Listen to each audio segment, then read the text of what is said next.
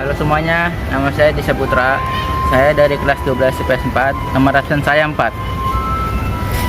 Halo, saya Bagas Putra Fajar, nomor absen saya 8. Saya dari kelas 12 IPS 4. Halo, nama saya Diana Zahra, kelas 12 IPS 4, nomor absen 11. Saya Intanisa Jahro, kelas 12 IPS 4, nomor absen 019. Halo semuanya, nama saya Rohani, kelas 12 IPS 4, nomor absen 32. Perkenalkan, saya Eli Susanti dari perwakilan kelompok 2, kelas 12 IPS 4. Nah, di sini saya akan membahas tentang makalah sosiologi, yaitu wawancara UKM, yaitu unit kegiatan mikro. Nah, yang kelompok saya amati yaitu pedagang ketoprak atau pedagang gado-gado. Kita akan membahas latar belakang suatu masalah tentang unit kegiatan mikro. Nah, definisi UKM adalah sebuah istilah yang mengacu kepada jenis usaha kecil yang memiliki kekayaan bersih paling banyak 200.000, itu tidak termasuk tanah dan bangunan tempat usaha. Dan usaha itu berdiri sendiri. Nah, kemudian setiap usaha yang dijalankan pasti ingin mengembangkan usahanya untuk lebih maju, baik itu usaha kecil-kecilan ataupun pedagang kaki lima atau usaha yang besar seperti restoran. Kemudian di Indonesia ini memiliki banyak makanan tradisional daerah yang menjadi ciri khas daerah-daerah di Indonesia dari Sabang sampai Merauke. Kebetulan dari kelompok 2 ini mengambil unit kegiatan mikronya pedagang kaki lima atau pedari makanan.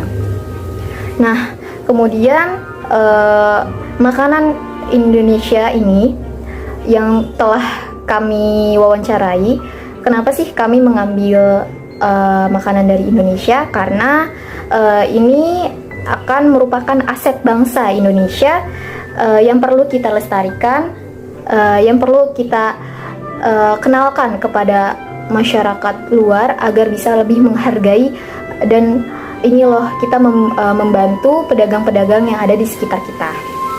Kemudian dari latar belakang masalah tersebut kita mengambil identifikasi masalahnya. Nah, yang telah kami teliti, identifikasi masalah dari pedagang-pedagang ini yaitu ada dua hal. Nah, yang pertama meneliti seberapa besar perputaran biaya pedagang kaki lima, dan yang kedua pengaruh pandemi terhadap unit kegiatan mikro, karena pandemi saat ini pasti akan berpengaruh besar kepada pedagang-pedagang yang ada di sekitar kita. Kemudian setelah kita mengidentifikasi masalahnya, pasti kita akan merumuskan masalahnya. Nah, perumusan masalah ini terdapat 3 hal, yaitu yang pertama, bagaimana penyebab kasus pengangguran dalam sudut pandang ilmu sosiologi. Dan yang kedua, bagaimana sih peran pemerintah dalam menyelesaikan masalah pengangguran yang ada di Indonesia ini. Kemudian yang ketiga, bagaimana dampak pengangguran bagi suatu negara. Dan setelah kita sudah mengidentifikasi, merumuskan masalah, pasti kita mempunyai tujuan dan manfaat penelitian ini yang akan saya bahas. Pertama, tujuan penelitian. Tujuan penelitian dari kelompok 2 ini yaitu yang pertama, mengetahui analisis usaha berjualan ketoprak atau gado-gado, dan yang kedua, mengetahui berapa besar perputaran uangnya dan keuntungan yang didapat dari berjualan ketoprak atau gado-gado, dan yang poin yang ketiga adalah mengetahui apakah keuntungan yang didapatkan dapat mencukupi kebutuhan rumah tangga sehari-hari. Oke, terus kemudian akan menjelaskan bagaimana sih manfaat penelitian yang telah kami dapatkan. Nah, manfaat penelitiannya itu terdapat dua hal, secara akademis dan pedagang. Nah, dari akademis ini dapat meningkatkan wawasan kita dan menambah pengetahuan tentang wirausaha kecil atau pedagang kaki lima. Dan yang kedua, dari sisi pedagang, yaitu sebagai input atau bahan masukan dalam mengembangkan usahanya. Karena ketika kita mewawancarai, kita bukan hanya sekedar mewawancarai, tapi kita juga memberikan saran bagaimana agar pedagang kaki lima ini bisa berkembang terus lebih maju lagi. Itu pembahasan dari apa yang telah kami buat. Terima kasih. Halo semuanya, Assalamualaikum warahmatullahi wabarakatuh. Kembali lagi bersama saya di sini, Intan Aisyah Ajaro. Di samping saya sudah ada penjual gado-gado dan ketoprak yang berada di Jalan Keramat Jaya nomor 8 Gang Blok F. Langsung saja kita mulai. Oke, di samping saya di sini sudah berada ibu siapa namanya? Nur. Ibu Nur. Oke, baik. Ini kita mau wawancara ya, Bu, untuk tugas ujian praktik sosiologi. Baik, pertanyaan pertama, apakah ibu hanya menetap atau berjualan di sini saja? Menetap. Oke. Tapi ya di pinggir. Oh iya. Baik, nggak menetap di juga. Iya. Untuk pertanyaan kedua, apakah usaha yang saat ini berasal dari modal sendiri atau modal orang? Modal sendiri. Modal sendiri. Oke. Lanjut ke pertanyaan ketiga, sejak kapan ibu berjualan di sini? Dari tahun 2016 ya. Oke, langsung pertanyaan keempat, dalam sehari ada berapa porsi yang ibu peroleh dari usaha ini? Ini tahu kalau sekarang juga yang sebelum COVID dari COVID ini agak menurun agak menurun ya. Biasanya dapat satu hari dari jam setengah 8 sampai jam 3 itu biasanya sebelum COVID dapat 40. Ada yang kalau lagi hari Minggu ada itu yang ada lebih dari 50. Tapi ini sudah sudah menurun dampak dari COVID. Ya ini aja yang paling 25 bungkus beda naik drastis untuk gratis naik. Baik. Untuk pertanyaan kelima, ciri khas apa yang membedakan gado-gado dan ketoprak ibu dengan penjual yang lain? Apakah ada ciri khasnya? Apa yang membedakan dari penjual yang lain? Karena udah gado-gado. Oh, kalau lainnya tuh mungkin ya udah bakatnya ini gado-gado. Kalau itu ketoprak. Dan memang sudah bakat ya bakatnya. Oke. Untuk pertanyaan yang keenam, apa perbedaan penjualan ketoprak ibu pada pandemi dan sebelum pandemi? Kayak yang tadi ibu jelasin ya. Tadi udah ibu jelasin penjualannya itu menurun drastis. Dari sebelum pandemi itu masih baik-baik saja. Dan setelah pandemi menurun drastis. Baik. Untuk pertanyaan ketujuh, pukul berapa ibu mulai berjualan? Jam 7 lewat 30. Kalau tutup jam 3 lewat 30. Baik.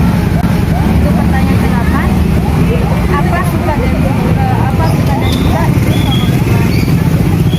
sukanya gimana ya Neng ya? Ibu satu udah kalau memang usahanya jualan ya. Jadi daripada di rumah buang waktu, jadi saya buat kesibukan jualan.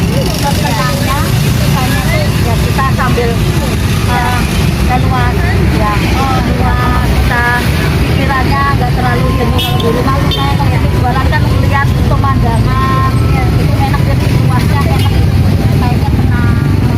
Mau capek mau ini yang penting di jalan. Ya disyukurin alhamdulillah Neng, namanya manusia ya. Ya usaha ya banyak refreshing Neng. Buang hilangin pikiran stres. Iya. Untuk pertanyaan selanjutnya,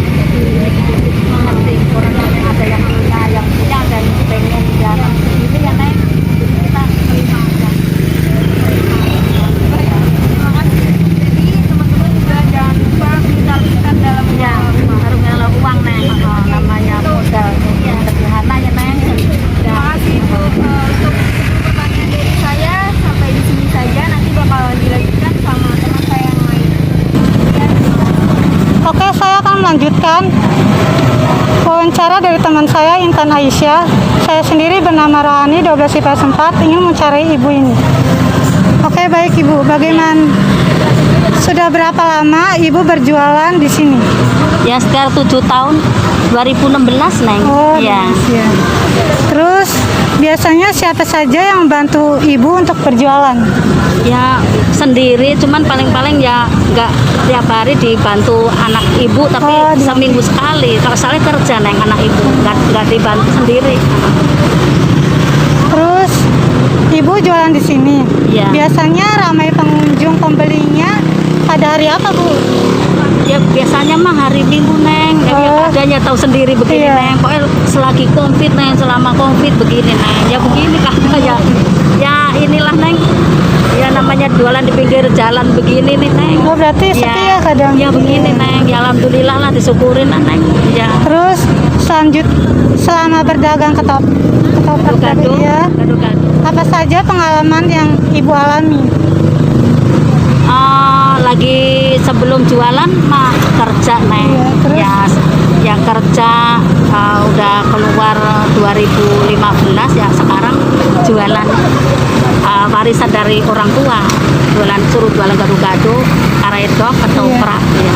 Apakah Ibu ada jualan sampingan selain berjualan dagang ini? Enggak Neng. Oh, ini Cuman doang? jualan ini aja. Oh iya. Ngembangin ini jualan gado-gado aja, gado-gado, karedok, ketoprak. Terus apakah harapan Ibu ke depannya terhadap usaha dagang ini? Harapannya gimana Neng, namanya ibu udah usia ini Neng, ya udah usia ya Neng. Iya. Ya harapannya ya doain sehat, lancar usahanya, ya lancar usahanya, sehat, diberi kesehatan. Saat pandemi, apakah Ibu mendapat bantuan dari pemerintah? Dapat bantuan? Selama pandemi waktu itu dapat bansos, kalau rastra memang dapat tiap 1 bulan. Berarti Rastra. dikasih kemudahan gitu ya? Ya alhamdulillah kemudahan dapat sembako, beras, telur ya, buah, ya lauk pauk. Ya. Tapi selama pandemi udah selesai ini udah nggak dapat bansos lagi, Oh, udah cuma ber- rastra iya. ya. Tiap bulan. Terus Ibu apakah ada rencana untuk menyewa toko atau kios gitu enggak? Enggak Neng. Enggak ada ya? Udah saya rasa gini aja lah Neng. Jualan sini aja, tetap di sini. Ya, terus apakah selama Ibu berjualan mengalami hambatan? Ya, hambatan. Iya, Maksudnya Neng? kayak kesulitan gitu untuk berjualan. Oh enggak Neng, Oh. alhamdulillah lancar. Yang penting menjaga ketertiban, pembersih itu bersih, Iya. saling menjaga kebersihan itu aja. Terus kalau boleh tahu, mengapa Ibu memilih berjualan di sini? Karena ibu jualan di sini tuh kan satu nggak dimintain ini Neng, kalau di kios kan harus bayar Neng, Iya, iya, benar. modalnya harus besar.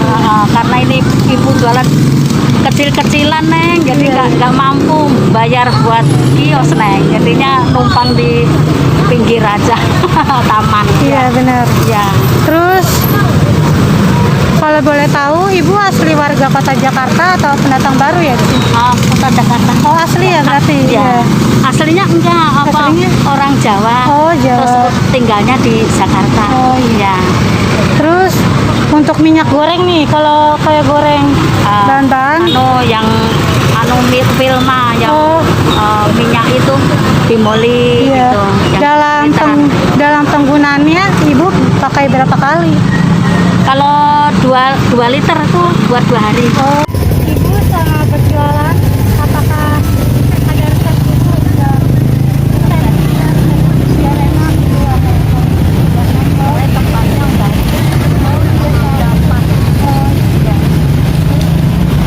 Ibu menerima jasa pesanan atau semacam catering itu nggak? Paling-paling kalau ada hajatan cuma pesan karedok, hajatan. Selama berjualan, apakah ada orang yang memesan makanan tetapi tidak membayar atau utang gitu dia? Ada yang pesan uangnya udah dikasih tapi nggak diambil lagi Neng. Ya sering gitu, sering. Ya. orangnya dikasih tapi barangnya nggak diambil. Ya, sering. Setelah 3 bungkus, 2 bungkus. Terima kasih Bu. Ya, pertanyaannya.